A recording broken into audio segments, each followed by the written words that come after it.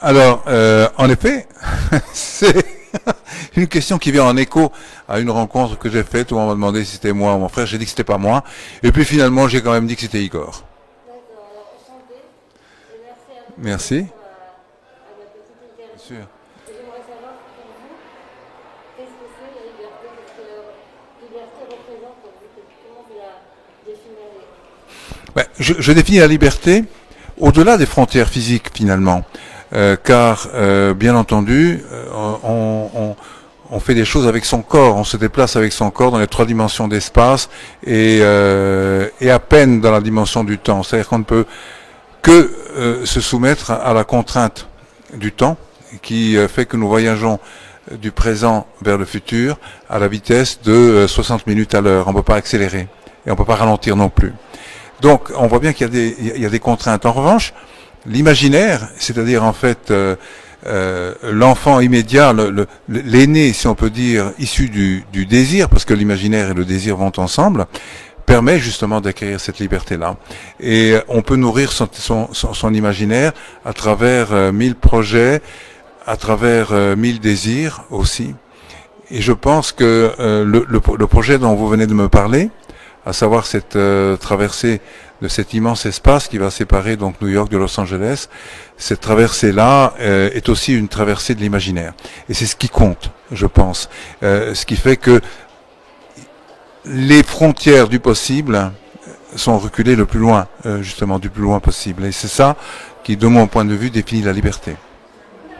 Oui, quand Grishka et moi, nous avons été au fond, finalement, d'un travail qui nous a tenus pendant plusieurs années, qui nous a réellement obsédés, même qui consiste à savoir comment est-ce que l'univers est apparu. Question ambitieuse quand même.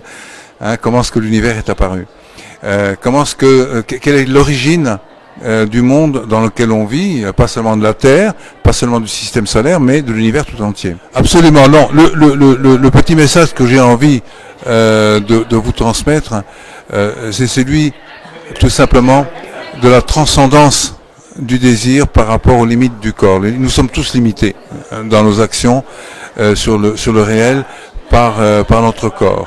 On est plus ou moins limité par notre corps. Mais il y a encore une fois un domaine dans lequel on n'est absolument pas limité, c'est celui de l'esprit. On peut voyager très loin, on peut voyager jusqu'aux frontières justement ultimes de l'univers, jusqu'à son origine, jusqu'à sa fin ultime aussi, à travers son esprit. Et c'est ce voyage-là, ce voyage intérieur finalement, qui est peut-être le plus important. Et c'est celui-là que tu connais, évidemment, étant soumise toi-même à des limitations dans le corps, qui sont plus importantes que les nôtres, mais nous les connaissons aussi. Parce que j'aimerais voyager dans l'hyperespace, par exemple. J'aimerais me trouver instantanément dans un autre lieu de cette planète ou même sur une autre planète. Je ne le peux pas parce que mon corps me l'interdit et que les contraintes, si on peut dire, de la métrique rigoureuse et pesante qui est là et qui limite nos mouvements me l'interdit. Eh bien, moi je dirais que à travers l'esprit, on peut transcender ces limites-là.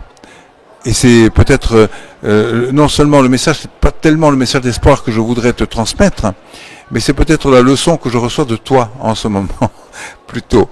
Le projet que tu as de traverser les États-Unis, c'est aussi une façon de traverser les limites du possible. Et c'est cette leçon-là que je prends plutôt à mon compte plutôt que l'inverse, hein, tu vois. En tout cas, je te souhaite bonne chance. Merci.